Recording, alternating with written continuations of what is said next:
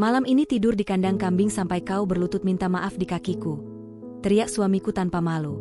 Sementara ibu mertuaku tertawa puas melihatku direndahkan, aku hanya tersenyum. Baiklah, besoknya ku buat mereka histeris. Yuk, absen dulu di kolom komentar. Sobat kisah berasal dari kota mana saja?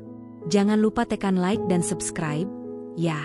Dukungan kalian sangat berarti agar channel ini terus berkembang dan bisa menyajikan cerita yang lebih seru. Terima kasih.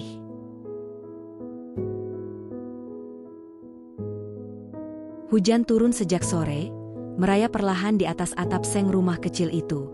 Bunyi tetesannya bukan menenangkan, melainkan seperti hitungan waktu menuju sesuatu yang tak terelakkan. Alisa duduk di tepi ranjang, punggungnya tegak, tangan terlipat di pangkuan. Matanya menatap lantai tanah yang mulai lembab, namun pikirannya melayang jauh, terlalu jauh untuk sebuah rumah yang disebut tempat tinggal. Rendra berdiri di dekat pintu. Tangannya bersedekap, rahangnya mengeras. Ada aroma amarah yang menggantung di udara, lebih pekat daripada bau tanah basah. Kau dengar aku bicara atau tidak? Bentaknya, suaranya memantul di dinding sempit. Alisa mengangguk pelan. Aku dengar. Tapi kau tidak menjawab. Apa yang harus kujawab? Alisa mengangkat wajahnya perlahan. Nada suaranya datar, hampir tanpa getaran. Kau sudah memutuskan semuanya, Rendra. Kalimat itu membuat Rendra melangkah maju satu langkah. Lantainya berderit, seakan ikut mengeluh. Jangan kurang ajar. Kau pikir siapa yang memberimu atap di atas kepala? Alisa tersenyum tipis. Senyum yang nyaris tak terlihat. Senyum orang yang sudah terlalu lama menelan luka, hingga rasa sakit berubah menjadi kebisuan. Rumah itu tak pernah menjadi pulang. Sejak awal pernikahan, setiap sudutnya dipenuhi aturan yang tidak tertulis, larangan yang tidak pernah dibahas, dan hukuman yang selalu sepihak. Alisa belajar berjalan pelan, berbicara seperlunya, dan menahan napas setiap kali Rendra pulang dengan wajah gelap. Kau membantah lagi hari ini, lanjut Rendra, di depan tetangga. Aku hanya menjawab pertanyaan mereka. Diam. Rendra menggebrak meja. Cangkir enamel bergetar, hampir jatuh. Seorang istri tidak bicara tanpa izin suaminya. Hening jatuh. Berat, menekan dada. Alisa berdiri. Gerakannya tenang, terlalu tenang untuk seseorang yang sedang dimarahi. Kalau itu dosaku, aku minta maaf. Rendra menatapnya tajam, mencari retakan, mencari ketakutan. Namun yang ia temukan hanyalah mata lelah, dan sesuatu yang tak ia pahami. Sesuatu yang membuatnya marah justru karena tak bisa ia kendalikan. Kalau begitu, kau harus dihukum, katanya dingin. Kata hukuman menggantung seperti pisau. Alisa tidak bertanya, tidak memohon. Ia hanya menunggu. Dan di luar, hujan turun semakin deras. Cliffhanger bab 1. Rendra melangkah ke arah pintu belakang rumah, ke arah kandang kambing. Sementara Alisa berdiri diam, sadar bahwa malam ini akan mengubah segalanya. Bab 2. Perintah yang merendahkan. Kandang kambing itu berada beberapa langkah dari rumah. Terbuat dari bambu tua, atapnya bocor di beberapa bagian, lantainya berlumpur bercampur jerami basah. Bau menyengat menyambut siapapun yang mendekat. Bahkan hewan-hewan di dalamnya tampak gelisah, seakan merasakan ketegangan manusia yang akan masuk ke wilayah mereka. Di sini, kata Rendra pendek. Alisa berdiri di ambang pintu kandang. Kakinya telanjang, menyentuh tanah dingin. Ia menarik napas perlahan, sangat perlahan. Bukan karena takut, melainkan karena sedang menyimpan sesuatu jauh di dalam dadanya. Kau akan tidur di sini malam ini, lanjut Rendra, nada suaranya puas. Supaya kau tahu akibat membantah suami. Hening kembali turun. Kali ini lebih kejam. Alisa menoleh. Wajahnya diterangi cahaya lampu minyak dari rumah. Mata itu tidak menangis, tidak memohon. Hanya kosong. Kalau itu maumu, ucapnya akhirnya. Rendra tertegun sejenak. Ia mengharapkan tangisan, teriakan, permohonan ampun. Namun yang ia dapat hanyalah kepatuhan yang terasa menghina egonya sendiri. Bagus, katanya kasar. Ingat posisi dirimu. Pintu kandang ditutup. Bunyi bambu beradu terdengar seperti vonis. Di dalam, Alisa duduk perlahan di sudut kering. Kambing-kambing menggeser tubuh, mendengus pelan. Bau menyengat menusuk hidung, tapi Alisa menatap lurus ke depan. Ingatannya melayang ke buku catatan kecil yang selalu ia simpan rapi. Angka-angka, tanggal, nama pemilik rumah, bukti pembayaran. Ia tersenyum tipis, nyaris tak terlihat. Di rumah, Rendra merebahkan diri di ranjang. Ia merasa menang, merasa berkuasa, merasa telah menegakkan martabatnya sebagai kepala rumah tangga. Ia tidak tahu bahwa malam itu justru menjadi awal kehancurannya. Di kejauhan, suara hujan bercampur embikan kambing. Dan di balik kegelapan kandang, Alisa berbisik pada dirinya sendiri. Sedikit lagi. Langit malam menggantung rendah, seolah menekan bumi dengan beban gelapnya. Lampu minyak di teras rumah bergetar tertiup angin, menciptakan bayangan yang menari liar di dinding bambu. Rendra berdiri di ambang pintu belakang, tangannya mencengkeram gagang kayu dengan kuat, sementara napasnya keluar kasar, berat, penuh kemarahan yang belum menemukan pelampiasan sempurna. Kemarilah, perintahnya pendek, dingin, tanpa ruang untuk ditawar. Alisa melangkah perlahan. Setiap langkah terasa seperti menyusuri garis tipis antara kehormatan dan kehancuran. Tanah di bawah kakinya basah oleh hujan sore tadi, licin, dingin, dan tak bersahabat. Namun ia tetap berjalan. Kepalanya tegak, bahunya lurus. Tidak ada air mata yang jatuh. Belum, kandang kambing itu berdiri beberapa langkah dari rumah. Tua, reot.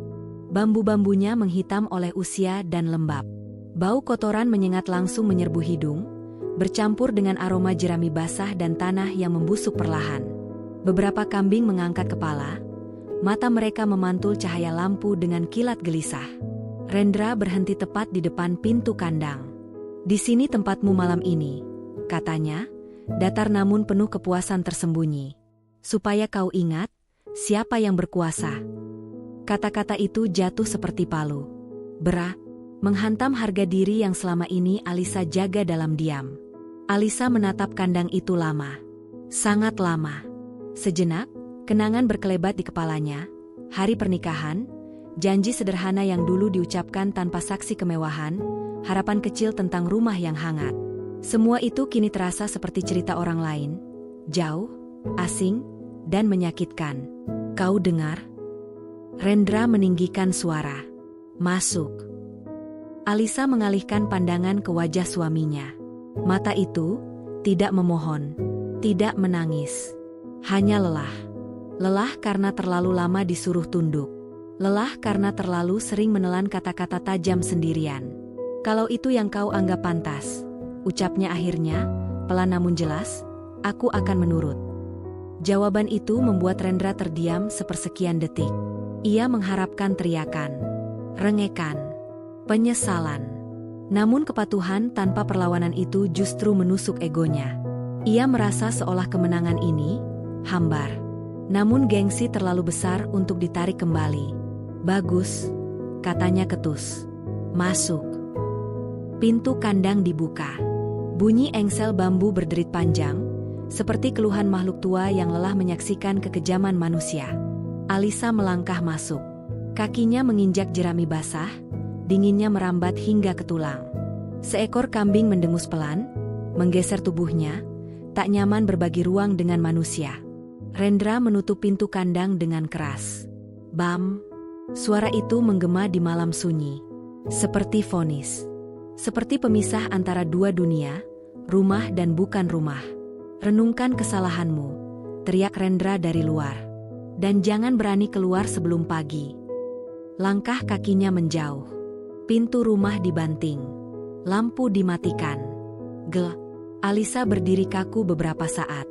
Kegelapan menelannya perlahan. Hanya suara napas kambing, embikan pelan, dan bunyi serangga malam yang menemani. Bau menyengat semakin terasa ketika indranya menyesuaikan diri. Ia menelan ludah. Dadanya naik turun. Tangannya gemetar sesaat, sangat singkat. Lalu ia menarik napas panjang. Tenang, bisiknya pada diri sendiri. Tenang. Ia duduk di sudut kandang yang relatif kering. memeluk lutut. Punggungnya menyandar pada bambu kasar yang menusuk kulit. Malam terasa panjang, sangat panjang, namun pikirannya justru bergerak cepat. Ia teringat buku catatan kecil yang selalu ia simpan rapi di dalam tas kain. Terbayang setiap tanggal pembayaran, setiap uang yang ia sisihkan diam-diam dari hasil menjahit, dari pekerjaan kecil yang tak pernah dianggap Rendra sebagai kerja sungguhan. Semua tercatat, semua disimpan. Rendra tidak pernah bertanya, tidak pernah peduli. Baginya, rumah itu ada karena ia laki-laki, karena ia suami, karena ia merasa berhak. Alisa tersenyum tipis di tengah gelap. Bukan senyum bahagia, bukan senyum puas, melainkan senyum seseorang yang tahu, waktu sedang berpihak padanya. Angin malam menyusup masuk melalui celah-celah bambu. Dingin menggigit. Alisa menggigil, memeluk dirinya lebih erat. Matanya terpejam sesaat, lalu terbuka kembali. Ia tidak ingin tidur. Tidak malam ini, ia ingin mengingat semuanya dengan jelas. Setiap bau, setiap rasa hina, setiap detik keterasingan. Karena ia tahu, rasa ini tidak akan ia bawa selamanya. Di dalam rumah, Rendra merebahkan tubuh di ranjang. Ia merasa dadanya ringan, kepalanya tenang. Baginya, malam itu adalah bukti kemenangan. Bukti bahwa ia masih memegang kendali.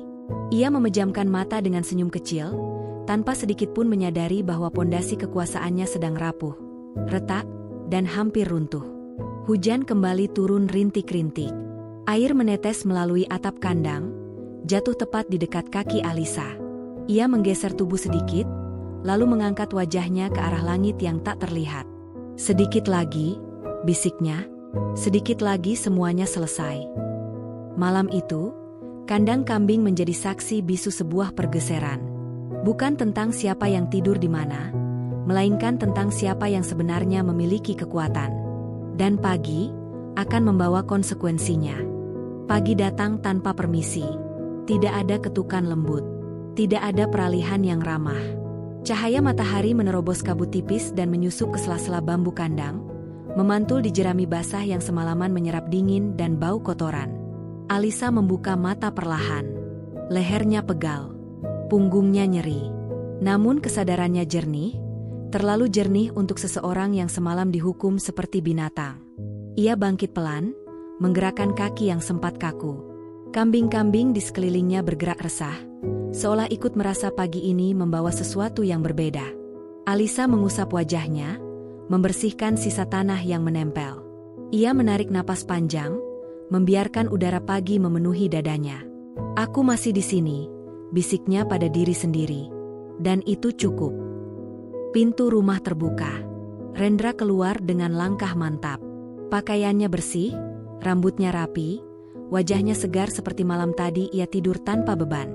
Ia berhenti beberapa langkah dari kandang, menatap Alisa dengan sorot mata menilai, bukan khawatir, bukan bersalah, melainkan puas. "Keluar," katanya singkat. Alisa melangkah keluar tanpa suara.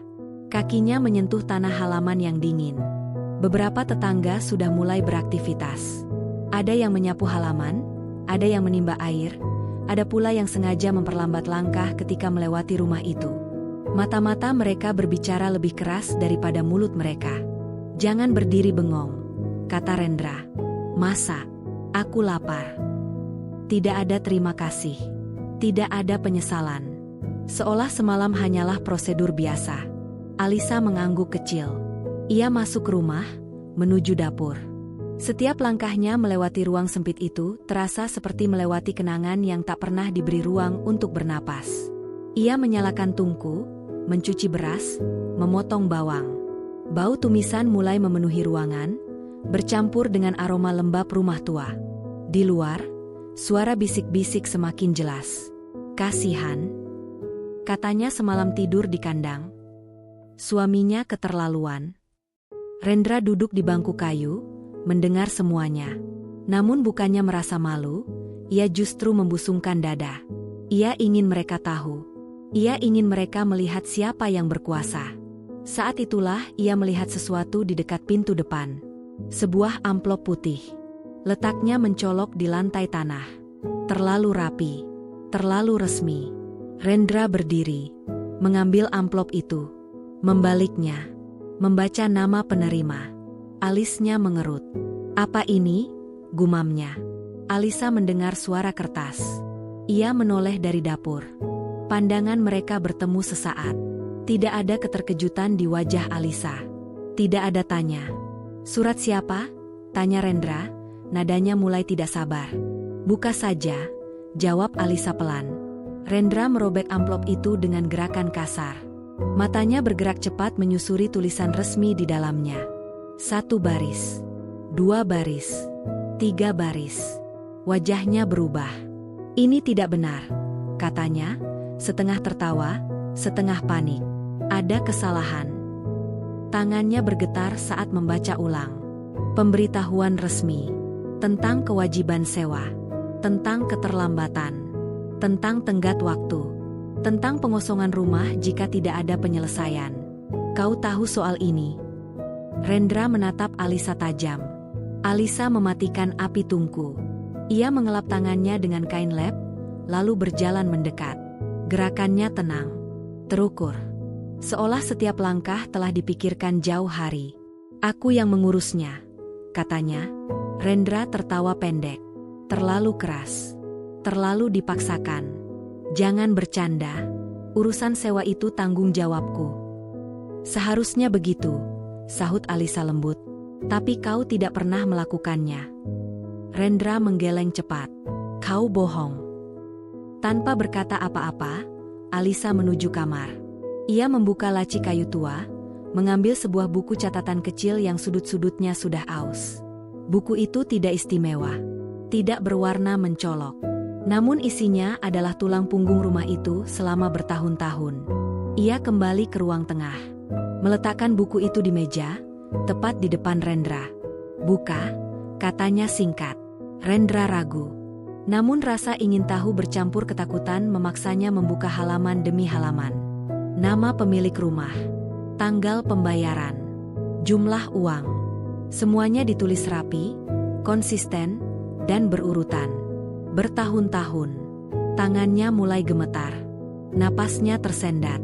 Ini tidak mungkin," bisiknya. "Aku membayar setiap bulan," lanjut Alisa. "Dari uangku, dari pekerjaanku, dari hal-hal yang kau anggap tidak penting." Rendra terduduk perlahan. Bangku kayu berderit pelan. Dunia yang ia bangun, dunia di mana ia merasa menjadi pusat segalanya, retak di depan matanya. "Kenapa kau tidak bilang?" suaranya parau. Alisa menatapnya lama. Sangat lama. Ada kesedihan di sana, namun juga kelelahan yang tak bisa lagi disembunyikan. "Karena kau tidak pernah bertanya," jawabnya, "dan aku lelah menjelaskan pada orang yang tidak mau mendengar." Hening menyelimuti ruangan. Bahkan suara tetangga di luar terasa menjauh. Rendra menunduk, menatap buku itu seolah sedang menatap cermin yang memantulkan wajah asing. Untuk pertama kalinya, ia merasa kecil. Di luar, seorang tetangga perempuan berbisik pada yang lain, "Jadi selama ini, Alisa yang membayar?" Bisikan itu menyebar. Pelan, tapi mematikan. Rendra mendengarnya. Setiap kata terasa seperti tamparan. Ia mengangkat wajahnya, menatap Alisa dengan mata yang kini tidak lagi penuh kuasa, melainkan ketakutan. "Kalau aku tidak bisa membayar," katanya lirih, "kita akan diusir," jawab Alisa jujur. Kata diusir menggantung di udara. Berat, menyesakkan. Rendra memejamkan mata. Tangannya mencengkeram lutut. Untuk pertama kalinya sejak menikah, ia tidak tahu harus memerintah apa. Dan Alisa berdiri tegak di hadapannya. Tidak meninggikan suara, tidak merendahkan. Namun untuk pertama kalinya, posisi mereka berubah. Pagi itu, rumah terasa asing. Bukan karena dindingnya berubah, bukan pula karena atapnya runtuh. Melainkan karena keheningan di dalamnya memiliki suara yang berbeda. Sunyi yang biasanya patuh kini terasa menghakimi. Setiap sudut seakan menatap Rendra dengan tatapan tak kasat mata, mempertanyakan haknya untuk berdiri tegak di sana. Rendra duduk di bangku kayu, punggungnya membungkuk tanpa ia sadari. Buku catatan kecil itu masih terbuka di atas meja. Halaman-halamannya seolah bernapas pelan, menyimpan rahasia yang kini tak lagi bisa ia bantah. Matanya menatap kosong pada baris-baris tulisan rapi yang selama ini tak pernah ia lihat, atau tak pernah ia pedulikan. Di dapur, Alisa bergerak pelan. Ia menyiapkan teh hangat. Bunyi air mendidih memecah keheningan, lalu kembali meredamnya. Tidak ada percakapan. Tidak ada perintah. Tidak ada suara tinggi yang biasa memantul di dinding sempit itu. Rendra merasa dadanya sesak. Ia terbiasa dengan kekacauan yang ia ciptakan sendiri. Teriakan, bentakan, aturan sepihak. Namun ketenangan ini jauh lebih menakutkan. Karena di dalamnya, ia tidak menemukan tempat untuk berdiri sebagai penguasa. Alisa, panggilnya akhirnya. Suaranya terdengar asing di telinganya sendiri. Lebih rendah, lebih ragu. Alisa berhenti sejenak. Namun ia tidak langsung menoleh. Ia menuang teh ke dalam cangkir, mengangkatnya dengan hati-hati, lalu berjalan ke ruang tengah. Ia meletakkan cangkir itu di depan Rendra tanpa kata. "Apa yang akan kau lakukan?" tanya Rendra. Pertanyaan itu keluar begitu saja. Bukan sebagai perintah. Bukan sebagai ancaman. Melainkan sebagai pengakuan bahwa ia tidak tahu. Alisa duduk di seberangnya. Untuk pertama kalinya, jarak di antara mereka bukan diukur dari siapa yang berdiri dan siapa yang duduk, melainkan dari berapa banyak luka yang tak pernah dibicarakan. "Aku akan melakukan apa yang seharusnya kulakukan sejak lama," jawab Alisa pelan. Rendra menelan ludah. "Maksudmu, pergi?" Alisa tidak langsung menjawab. Ia menatap dinding. Menatap retakan kecil di sudut rumah. Retakan yang sudah lama ada, tapi baru sekarang terlihat jelas. "Rumah ini," katanya perlahan, "tidak pernah benar-benar menjadi tempat aman." Kata-kata itu menusuk. Lebih tajam daripada teriakan manapun. Sebelum Rendra sempat menjawab, suara dari luar memecah udara. Beberapa orang berdiri di halaman. Tetangga. Wajah-wajah yang selama ini ia anggap penonton bisu, kini berdiri terlalu dekat untuk diabaikan. "Rendra," panggil seorang pria paruh baya. "Kami mau bicara." Rendra berdiri. Lututnya terasa lemah. Ia melangkah keluar, disusul Alisa beberapa langkah di belakang. Mata-mata itu menatap mereka dengan cara berbeda. Tidak lagi takut. Tidak lagi segan. Ada sesuatu yang berubah, dan semua orang merasakannya. "Kami dengar soal surat itu," lanjut pria tadi. "Soal sewa." Rendra membuka mulut. Menutupnya lagi. Tidak ada kebohongan yang terasa cukup kuat untuk diucapkan. "Selama ini," sambung seorang perempuan, "Alisa yang bayar, ya?" Hening. Rendra menoleh ke arah Alisa. Sejenak, ia berharap Alisa menyangkal. Menyelamatkannya. Menarik kembali kebenaran ke dalam diam. Namun Alisa hanya berdiri tenang, matanya jernih. "Ya," katanya singkat. Bisik-bisik pecah. Tidak keras, tapi cukup untuk merobohkan sisa wibawa Rendra. Beberapa orang menggeleng. Yang lain menarik napas panjang, seolah selama ini ada sesuatu yang mengganjal di hati mereka, dan kini menemukan jawabannya. "Kalau begitu," kata pria parubaya itu lagi, "kalian harus segera menyelesaikan urusan ini. Pemilik rumah tidak main-main." Rendra mengangguk kaku. Tenggorokannya terasa kering. Ia kembali masuk rumah dengan langkah gontai. Alisa mengikutinya, namun berhenti di ambang pintu. "Alisa," katanya pelan. "Kita bisa bicara, kita bisa perbaiki." Alisa menatapnya lama. Ada kilas harapan di mata Rendra. Tipis. Rapuh. "Apa yang ingin kau perbaiki?" tanya Alisa. "Semua," jawab Rendra cepat. Aku akan berubah." Alisa tersenyum kecil. Bukan sinis. Bukan meremehkan. Melainkan senyum seseorang yang sudah terlalu sering mendengar janji di saat genting. "Perubahan," katanya, "tidak lahir dari ketakutan kehilangan rumah." Rendra terdiam. Ia sadar, kata-kata itu benar. Dan justru karena itu, terasa menyakitkan. Alisa melangkah ke kamar. Mengambil tas kainnya. Ia memasukkan beberapa pakaian, buku catatan kecil itu, dan beberapa dokumen penting. Gerakannya tidak tergesa. Tidak dramatis. Namun setiap lipatan pakaian terasa seperti keputusan yang dikunci rapat. "Kau mau kemana?"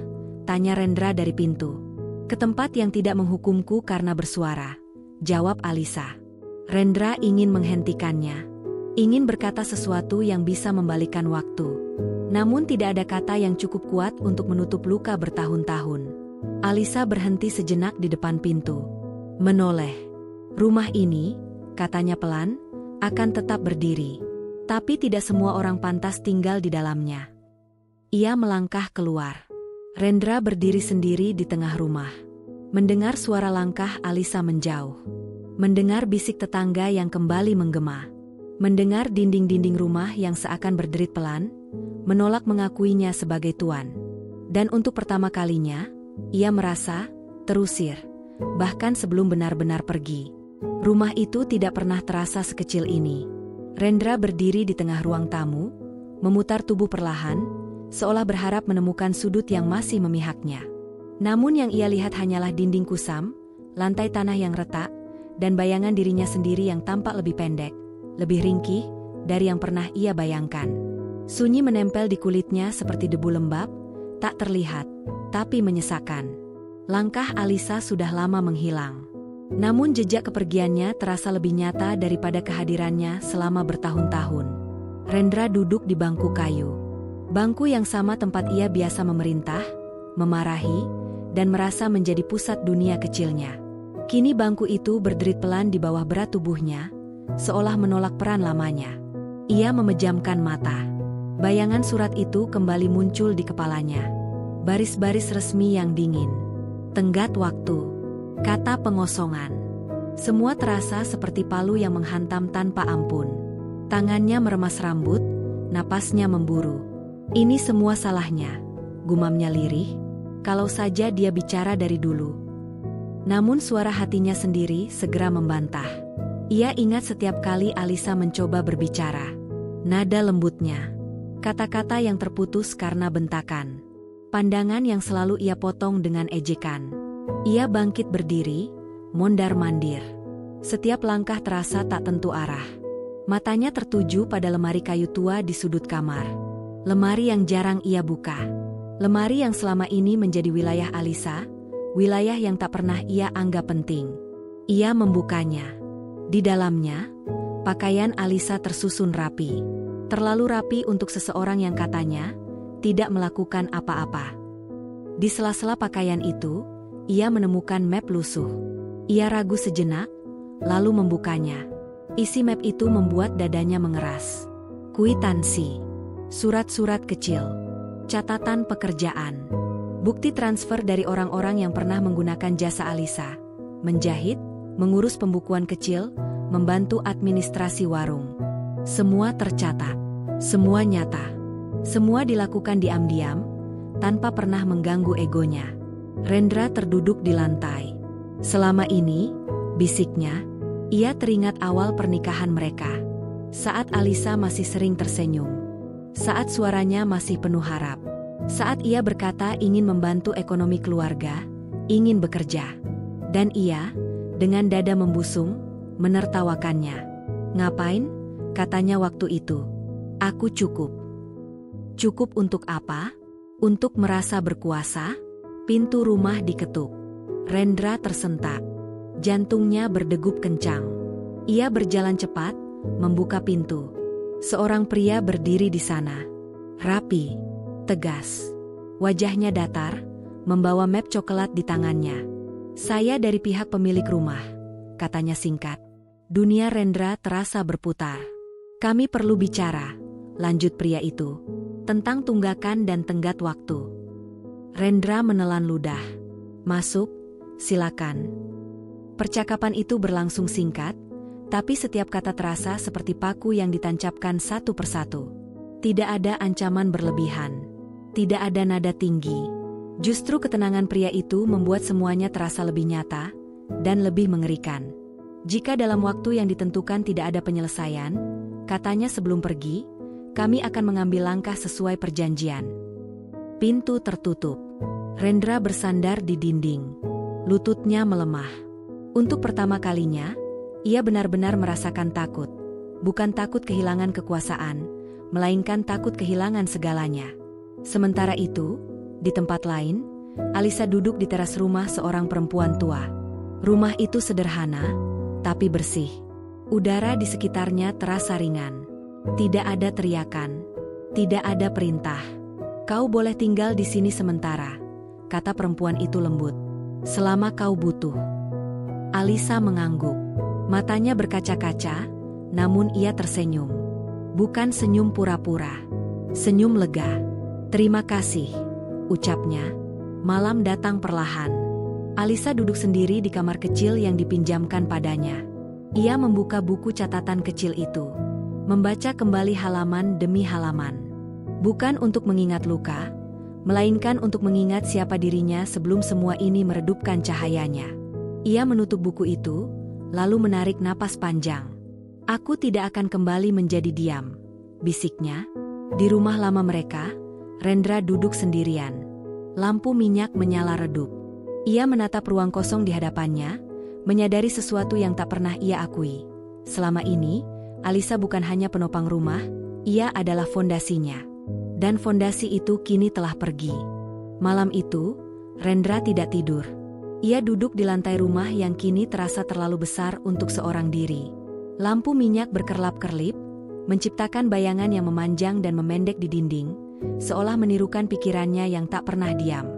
Di tangannya, ia menggenggam buku catatan Alisa, bukan dengan kemarahan, melainkan dengan ketakutan yang tak ia kenal sebelumnya. Untuk pertama kalinya, ia membaca buku itu bukan untuk mencari kesalahan, melainkan untuk memahami.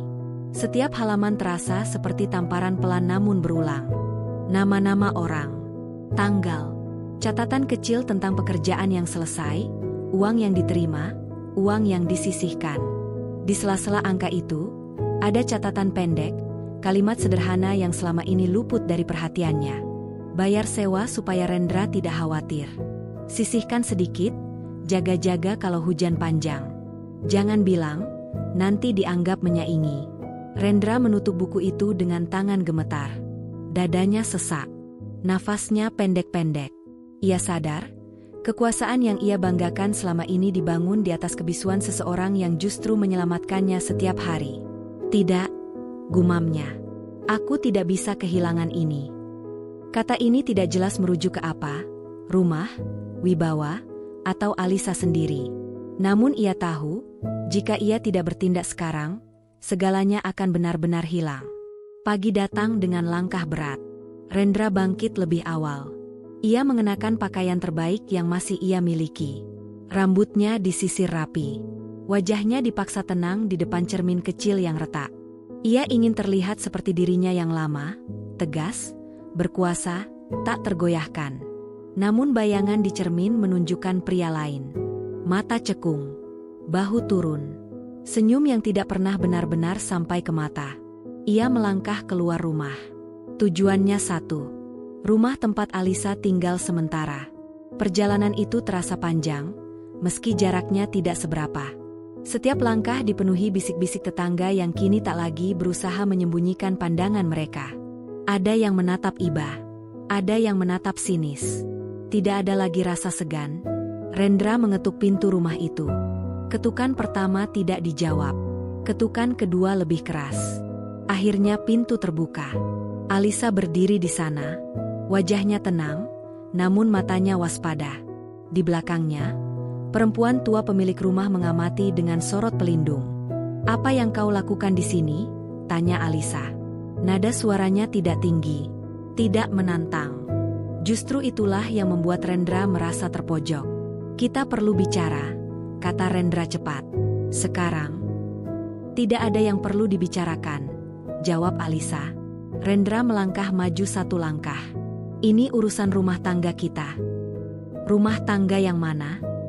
Alisa menatapnya lurus. "Yang kau anggap kandang sebagai hukuman." Kata itu menghantam keras. Wajah Rendra memerah. "Jangan memutarbalikkan." "Aku tidak memutar apapun," sahut Alisa. "Aku hanya berhenti menutupinya." Rendra menghela napas kasar. Ia sadar, nada tinggi tidak lagi bekerja. Maka ia mengganti senjata. Nada suaranya melunak. Aku salah, katanya. Aku mengakuinya. Tapi kita bisa memperbaiki. Aku butuh kau, rumah itu butuh kau. Alisa terdiam sejenak. Bukan karena goyah, melainkan karena lelah mendengar kalimat yang sama dalam bentuk berbeda. Yang kau butuhkan, katanya perlahan, bukan aku. Yang kau butuhkan adalah seseorang yang bisa kau kendalikan. Rendra menggeleng. Tidak, aku berubah. Aku janji. Janji yang lahir karena takut diusir. Alisa menatapnya dalam. Bukan karena sadar. Perempuan tua di belakang Alisa maju satu langkah. Cukup, katanya tegas. Jangan membuat keributan di rumah saya. Rendra menoleh. Untuk pertama kalinya, ia sadar, ia tidak lagi berada di wilayahnya. Tidak ada tanah untuk berpijak sebagai penguasa. Namun keputusasaan sering melahirkan keberanian yang salah arah. Kalau kau pergi, kata Rendra tajam pada Alisa, kau juga akan kehilangan semuanya. Nama baikmu, statusmu. Orang akan bicara. Alisa tersenyum tipis. Senyum yang dingin, namun jujur. Mereka sudah bicara, jawabnya. Dan untuk pertama kalinya, aku tidak takut.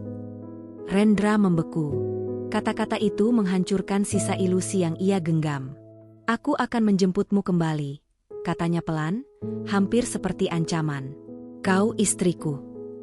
Alisa melangkah maju. Jarak di antara mereka kini hanya sejengkal. Aku manusia, katanya. Dan aku memilih. Sunyi jatuh di antara mereka. Berat, tak terbantahkan. Rendra mundur satu langkah. Wajahnya kosong. Tidak ada kemenangan. Tidak ada kendali. Hanya kehampaan yang menganga. Ia berbalik pergi. Langkahnya cepat, nyaris berlari. Namun setiap langkah terasa semakin jauh dari dirinya yang dulu. Di rumah, ia menerima kabar terakhir yang menghantam tanpa ampun. Tenggat waktu semakin dekat. Tidak ada perpanjangan. Tidak ada toleransi. Rendra duduk di lantai.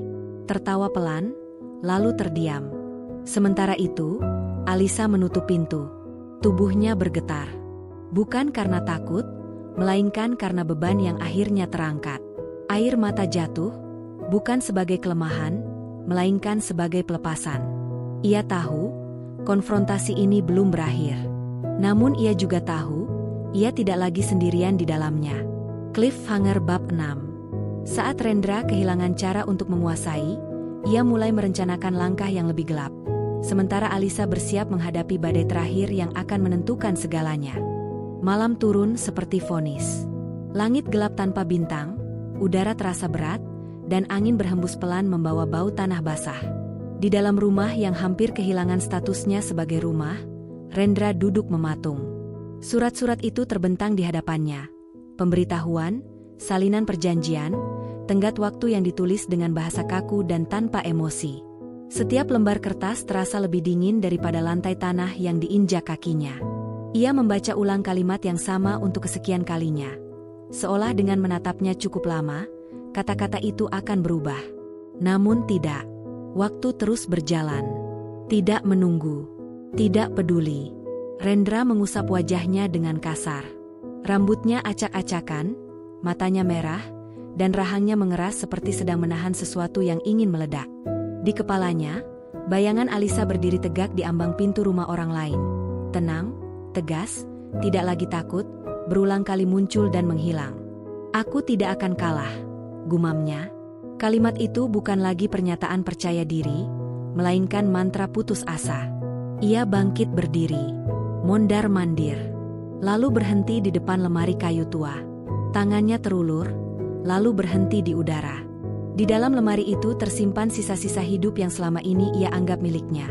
Pakaian, beberapa dokumen, dan sebuah map berisi surat nikah mereka. Ia menarik map itu keluar. Kertas itu sudah menguning, namun nama mereka masih jelas tertulis berdampingan. Nama Alisa masih terikat padanya di atas kertas. Dadanya bergemuruh. Kalau aku jatuh, bisiknya, dia harus ikut. Keputusan itu lahir bukan dari keberanian, melainkan dari rasa takut yang berubah menjadi kemarahan. Rendra meraih jaketnya, menyambar map itu, dan melangkah keluar rumah dengan langkah cepat. Tujuannya satu. Rumah tempat Alisa kini merasa aman. Sementara itu, Alisa duduk di kamar kecil yang kini menjadi ruang bernapasnya. Lampu temaram menerangi dinding polos. Ia baru saja selesai berbicara dengan seseorang. Seseorang dari masa lalunya yang dulu pernah menawarkan bantuan, namun selalu ia tolak demi mempertahankan rumah tangga yang rapuh. Kini, tawaran itu kembali. Kau bisa bekerja denganku? Suara di ujung pembicaraan tadi terdengar tenang. Mulai baru. Tidak mudah, tapi jujur. Alisa menutup mata sejenak. Ada rasa takut, tentu saja. Namun di baliknya, ada sesuatu yang belum pernah ia rasakan selama bertahun-tahun, harapan yang tidak disertai ancaman. Ia membuka buku catatan kecilnya.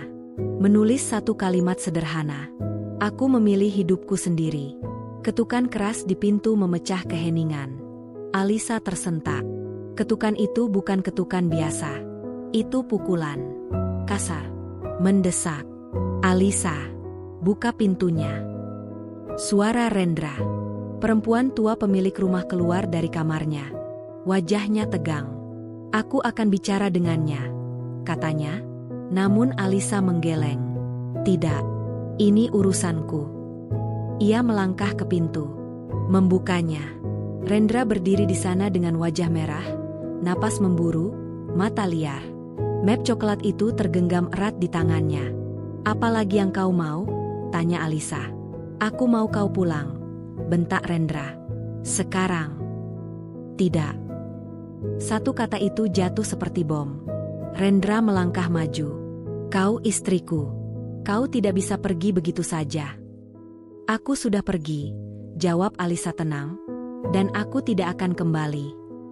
Rendra mengangkat map itu. Kau lupa ini? Selama kertas ini ada, kau terikat padaku. Alisa menatap map itu. Lalu menatap Rendra. Dan selama aku diam, katanya pelan, kau merasa berhak melakukan apa saja. Rendra tertawa kasar. Kau tidak punya apa-apa tanpa aku. Kau salah, jawab Alisa. Aku punya diriku sendiri. Kerumunan kecil mulai terbentuk. Tetangga. Orang-orang yang penasaran. Malam yang sunyi kini menjadi panggung terbuka. Rendra menyadari itu, dan justru semakin marah. Kau mempermalukanku, teriaknya. Kau mempermalukan dirimu sendiri, balas Alisa. Kata-kata itu memicu sesuatu yang selama ini Rendra tahan. Ia melempar map itu ke tanah. Kertas-kertas berhamburan. Kalau begitu, katanya dengan suara rendah berbahaya, aku akan membuatmu menyesal. Perempuan tua itu maju cepat. Pergi, bentaknya. Atau aku panggil orang. Rendra menoleh, menatap sekeliling. Tatapan orang-orang tidak lagi takut, tidak lagi tunduk. Ada penilaian di sana, ada batas yang jelas. Untuk pertama kalinya, Rendra merasa sendirian di tengah banyak orang. Ia mengambil langkah mundur. 1, 2. Ini belum selesai, katanya pada Alisa. Ancaman itu terdengar kosong. Benar, jawab Alisa. Ini baru dimulai. Rendra berbalik dan pergi, langkahnya terhuyung. Kerumunan perlahan bubar. Malam kembali sunyi, namun bukan sunyi yang sama. Alisa menutup pintu. Bersandar. Napasnya gemetar. Tangannya bergetar. Namun di balik semua itu, ia tersenyum kecil. Ia baru saja bertahan, dan tidak runtuh. Di kejauhan, Rendra berjalan tanpa arah. Kota kecil itu terasa menolak kehadirannya. Dan di kepalanya, satu pikiran terus berputar. Jika ia kehilangan segalanya, maka kehancuranlah satu-satunya cara untuk merasa berkuasa kembali. Pagi itu datang dengan udara yang tidak ramah. Langit kelabu menggantung rendah, seolah menekan bumi dengan beban yang sama beratnya dengan dada Rendra. Ia duduk di bangku kayu di depan rumah yang sebentar lagi bukan lagi miliknya, menatap halaman kosong yang dulu sering ia injak dengan langkah penuh kuasa. Kini, setiap sudut terasa asing, bahkan memusuhi. Map coklat yang semalam ia lempar kini tergeletak kusut di sudut ruangan. Beberapa lembar kertas masih tercecer, diinjak debu, diinjak kenyataan. Surat nikah itu tampak rapuh, seperti maknanya sekarang. Rendra mengangkatnya. Menatap nama mereka sekali lagi. Nama Alisa. Nama yang dulu ia panggil dengan perintah. Dengan tuntutan. Dengan kemarahan. Kini nama itu berdiri sendiri, tanpa perlu izinnya. Suara langkah mendekat. Dua orang pria berhenti di depan rumah. Salah satunya adalah orang yang kemarin datang membawa pemberitahuan. Yang satunya lagi asing. Wajahnya tegas, membawa map resmi dengan cap yang tidak bisa dibantah. Waktunya, kata pria itu singkat. Tidak ada basa-basi. Tidak ada penjelasan panjang. Dunia tidak tertarik pada perasaan Rendra. Ia berdiri. Tangannya gemetar saat membuka pintu rumah. Mata pria-pria itu menyapu bagian dalam, jumlah barang, kondisi, kepatuhan. Mereka mencatat, mengangguk, menulis. Pemilik rumah memberi waktu sampai sore, kata salah satunya. Setelah itu, kunci akan diganti. Kata kunci menghantam lebih keras daripada kata diusir. Rendra ingin berteriak, ingin melawan. Namun tidak ada yang bisa ia pegang sebagai senjata. Tidak ada uang. Tidak ada kuasa. Tidak ada Alisa. Ia mengangguk kaku. Saat mereka pergi, rumah kembali sunyi. Namun kali ini sunyi itu kosong. Tidak ada harapan di dalamnya. Rendra berjalan ke kamar. Membuka lemari. Mengeluarkan barang-barangnya. Sedikit, terlalu sedikit untuk hidup yang ia klaim sebagai miliknya. Kaos, celana, beberapa dokumen, dan map coklat itu. Ia duduk di lantai. Punggungnya bersandar ke dinding. Napasnya tersengal. Aku tidak bisa berakhir seperti ini, gumamnya. Di kepalanya, satu nama terus berputar. Alisa. Sementara itu, di rumah perempuan tua, Alisa sedang bersiap pergi. Ia mengenakan pakaian sederhana. Rambutnya diikat rapi. Buku catatan kecil itu kini berada di dalam tas. Bukan lagi sebagai rahasia, melainkan sebagai bekal. Ia akan menemui orang yang menawarinya pekerjaan. Kesempatan kecil, namun jujur. Namun sebelum ia melangkah keluar, seseorang memanggil namanya. Alisa. Ia menoleh. Rendra berdiri di halaman. Wajahnya kusut. Pakaiannya tak serapi biasanya. Bahunya turun. Tidak ada aura kuasa. Hanya pria yang kelelahan dan kalah. Alisa membeku sejenak. Perempuan tua itu berdiri di dekat pintu, siap turun tangan jika perlu. Apalagi yang kau mau? Tanya Alisa. Rendra melangkah maju satu langkah. Aku tidak datang untuk bertengkar. Alisa tidak menjawab. Aku diusir, kata Rendra lirih. Hari ini, kata itu jatuh seperti pengakuan. Tanpa kemarahan, tanpa kebanggaan. Alisa menghela napas panjang. Ada sesuatu yang mengencang di dadanya, bukan belas kasihan, melainkan kesadaran bahwa titik ini memang akan datang. Aku tahu, katanya pelan. Rendra menatapnya. Kau tahu? Aku membaca surat itu sejak lama. Rendra menunduk. Aku tidak punya siapa-siapa lagi. Kalimat itu hampir berhasil. Namun Alisa mengingat kandang kambing itu. Bau tanah. Dingin malam. Penghinaan yang dipilih dengan sadar. Kau masih punya dirimu sendiri, jawab Alisa. Seperti aku sekarang. Rendra mengangkat wajahnya. Ada kilat marah, lalu padam. Aku datang untuk meminta satu hal, katanya. Bantulah aku, sekali ini saja. Alisa terdiam lama. Sunyi di antara mereka terasa panjang. Berat, untuk apa? Tanyanya. Untuk membayar sewa, jawab Rendra cepat. Aku akan bekerja.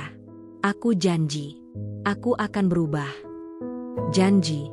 Kata itu kembali. Alisa menatapnya lurus.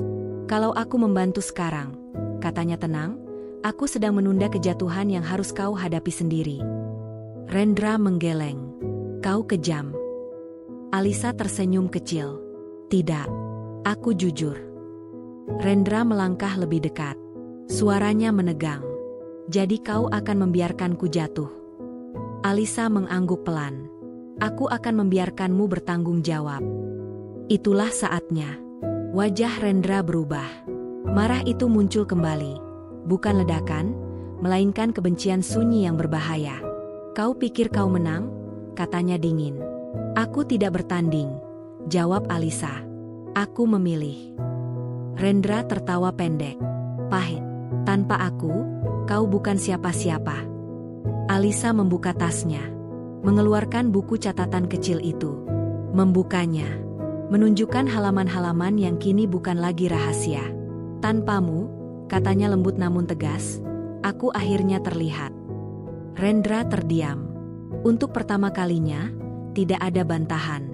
Perempuan tua itu melangkah maju. Pergi, katanya tegas pada Rendra. Dia sudah membuat pilihannya. Rendra menatap Alisa lama. Sangat lama.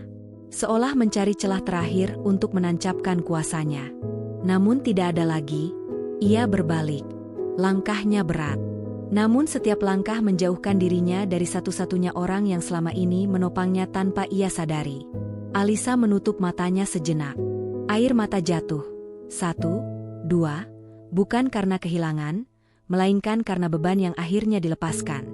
Saat ia membuka mata, dunia masih ada. Ia masih berdiri. Ia masih utuh. Dan di kejauhan, suara pintu rumah lama Rendra ditutup untuk terakhir kalinya. Hujan turun pelan, nyaris seperti permintaan maaf yang terlambat. Alisa berdiri di bawah atap kecil halte tua, menatap jalan tanah yang mulai licin. Tas kainnya tergantung di bahu, terasa ringan, meski isinya adalah hidup yang sedang ia susun ulang dari awal. Udara pagi itu dingin, namun tidak menusuk. Ada ruang di dadanya. Ruang yang dulu selalu dipenuhi kecemasan, kini berisi kehati-hatian yang tenang. Ia akan pergi ke kota kecil di seberang kecamatan. Tempat ia ditawari pekerjaan. Tempat yang belum mengenalnya sebagai istri siapapun, hanya sebagai Alisa. Namun langkah menuju masa depan jarang datang, tanpa bayangan masa lalu yang mengejar. Di sudut lain desa, Rendra duduk di emperan bangunan kosong. Rumah yang dulu ia banggakan kini berdiri tertutup. Kuncinya telah diganti. Papan kayu kecil bertuliskan pemberitahuan menempel di pintu, resmi, dingin, dan tidak peduli pada harga diri yang remuk di baliknya. Barang-barangnya terbungkus dalam 2 tas lusuh di samping kakinya. 2 tas, untuk hidup yang dulu ia anggap pusat dunia. Ia menatap kosong ke arah rumah itu. Tidak ada kemarahan yang tersisa. Hanya kehampaan yang perlahan berubah menjadi sesuatu yang lebih berbahaya. Penyesalan yang tidak tahu harus ditempatkan di mana. Aku seharusnya mendengar, gumamnya. Namun kalimat itu tidak memiliki tujuan. Tidak ada telinga yang menunggu. Tidak ada pintu yang akan terbuka karena kesadaran yang datang terlambat. Rendra bangkit. Melangkah tanpa arah. Desa itu terasa menyempit. Setiap tatapan orang seperti cermin yang memantulkan versi dirinya yang ingin ia hindari. Ia menunduk, mempercepat langkah, hingga akhirnya berhenti di tepi jalan, tepat saat bus tua berhenti dengan bunyi rem panjang. Di dalam bus itu, Alisa duduk di dekat jendela. Ia melihat sosok Rendra di kejauhan. Siluetnya terlihat lebih kecil, lebih rapuh, seolah dunia telah mengecilkannya sedikit demi sedikit. Alisa tidak bergerak, tidak melambaikan tangan, tidak memalingkan wajah. Ia hanya menatap, lalu menarik napas panjang. Bus mulai bergerak. Rendra mengangkat kepala, terlambat. Ia melihat bus itu pergi. Melihat jendela tempat Alisa duduk. Mata mereka bertemu sepersekian detik. Lalu terpisah oleh jarak yang tidak lagi bisa dijembatani oleh kata apapun. Bus melaju. Debu beterbangan. Dan disitulah, untuk pertama kalinya, Rendra benar-benar mengerti arti ditinggalkan. Perjalanan Alisa berlangsung sunyi. Namun sunyi itu berbeda dari sunyi yang ia kenal sebelumnya. Tidak menekan. Tidak mengancam. Ia membuka buku catatan kecilnya. Membaca halaman terakhir yang pernah ia tulis. Jangan lupa siapa dirimu, bahkan saat dunia memintamu mengecil. Ia menutup buku itu. Menyimpannya kembali. Kali ini, bukan sebagai senjata. Bukan sebagai bukti. Melainkan sebagai pengingat. Sesampainya di kota kecil itu, Alisa disambut oleh bangunan sederhana, kantor kecil dengan papan nama kusam. Orang yang menunggunya tersenyum ramah. Tidak bertanya tentang masa lalunya. Tidak mengorek luka. Kau siap? Tanyanya. Alisa mengangguk. Aku belajar. Dan untuk pertama kalinya, itu cukup. Hari-hari berlalu. Alisa bekerja, belajar, memperbaiki. Setiap malam ia pulang ke kamar kecil yang ia sewa sendiri. Tidak mewah, namun sunyi di dalamnya adalah miliknya. Sementara itu, Rendra berpindah-pindah tempat, menumpang, menjauh dari desa yang kini menolaknya. Ia mencoba bekerja serabutan, namun tangannya kaku oleh kebiasaan memerintah, bukan melakukan. Dunia tidak menyambutnya dengan amarah, dunia hanya tidak menyediakan tempat istimewa. Suatu sore, Rendra menerima kabar terakhir. Surat resmi tentang pembagian tanggung jawab, tentang catatan perlakuan, tentang saksi, tentang kemungkinan yang tidak pernah ia pikirkan sebelumnya, bahwa tindakannya punya konsekuensi yang tercatat, bukan sekadar diingat. Tangannya gemetar saat membaca. Di saat yang sama, Alisa duduk di kamar, menatap jendela yang terbuka. Angin malam masuk membawa aroma hujan. Ia menutup mata. Tidak ada rasa menang. Tidak ada rasa kalah. Hanya satu keyakinan yang kini berdiri tegak di dadanya. Ia tidak lagi hidup untuk bertahan. Ia hidup untuk memilih. Di kejauhan, dua kehidupan bergerak ke arah yang berlawanan. Tidak ada lagi titik temu. Tidak ada lagi panggung untuk perebutan kuasa. Yang tersisa hanyalah puing-puing dan keputusan tentang apa yang akan dibangun dari atasnya. Pagi itu tidak istimewa. Tidak ada hujan deras. Tidak ada langit dramatis. Matahari terbit seperti biasa, perlahan dan tanpa pengumuman. Cahaya masuk melalui jendela kamar kecil Alisa, menyentuh lantai, dinding, dan meja sederhana tempat ia menyimpan hidupnya yang baru. Namun justru karena kesederhanaannya, pagi itu terasa nyata. Alisa duduk di tepi ranjang, menarik napas panjang. Tidak ada ketakutan yang menunggu di sudut ruangan. Tidak ada suara langkah yang harus ia tebak maknanya. Tidak ada perintah yang menggantung di udara. Sunyi di kamar itu bukan penjara. Ia adalah ruang. Ia bangkit, membuka jendela. Udara segar masuk membawa bau tanah dan kehidupan. Dunia berjalan seperti biasa, dan untuk pertama kalinya, Alisa merasa ia berjalan seirama dengannya. Di meja kecil, sebuah amplop tergeletak. Amplop resmi. Namanya tertulis jelas di sana, tanpa embel-embel sebagai istri siapapun. Tangannya sempat berhenti di udara sebelum mengambilnya. Ia tahu apa isinya. Keputusan. Ia membukanya perlahan. Membaca setiap baris dengan seksama. Tentang hak. Tentang perlindungan. Tentang pengakuan bahwa apa yang ia alami bukan sekadar urusan rumah tangga, melainkan pelanggaran yang memiliki nama dan konsekuensi. Saat ia selesai membaca, Alisa tidak menangis. Ia hanya menutup mata dan mengangguk kecil. Akhirnya, bisiknya. Di tempat lain, jauh dari kamar kecil yang tenang itu, Rendra duduk sendirian di sebuah ruangan sempit. Dindingnya dingin, kursinya keras. Tidak ada yang menyambutnya sebagai kepala rumah tangga. Tidak ada yang memanggilnya pemimpin. Hanya namanya disebut tanpa gelar. Ia mendengar keputusan itu dibacakan. Kata demi kata terasa seperti paku terakhir yang mengunci masa lalunya di tempatnya. Tidak ada teriakan. Tidak ada pembelaan. Bahkan kemarahan pun terasa terlalu berat untuk dipanggul.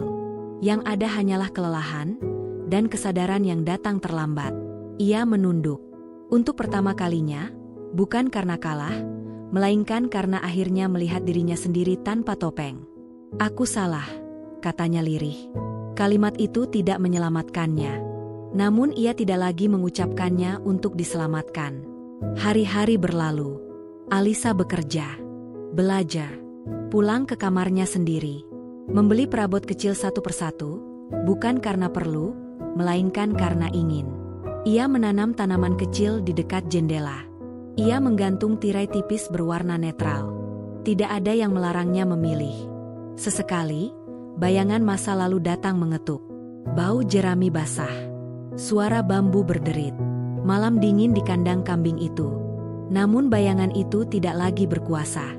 Ia telah berubah menjadi pengingat, bukan luka terbuka. Suatu sore, Alisa berdiri di depan cermin kecil.